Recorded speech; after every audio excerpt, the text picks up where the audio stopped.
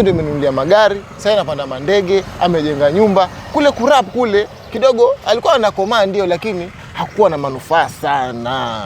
Ibidi pia wewe uhame kwa sababu ya manufaa. Hawajua kitu ambacho aliongea Madi kwa wasanii ambao hawajajijenga kufanya hip hop ile ngumu, inakupia muda mrefu kuweza kufikia mafanikio ama kufikia yale matunda ambayo anahitajika kwenye muziki. Lakini kufanya muziki ya kuimba, watu wengi wana connect sana kwenye muziki ya kuimba kuliko hip hop.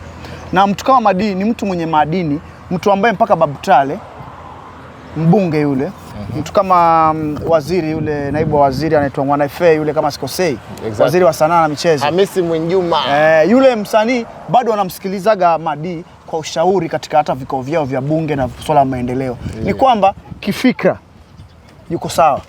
Kwa sababu katika maadili ambao amesomea katika muziki aliofanya wa hip hop, hata akisema hip hop hayuzi, lakini kupitia hiyo hip hop ndio imemfanya paka amepata heshima katika industry ya music. Paki na Mwanaifei na kina Babu Tale wanamwalika kwenye vikao vya kuweza kujenga sanaa inaenda vipi.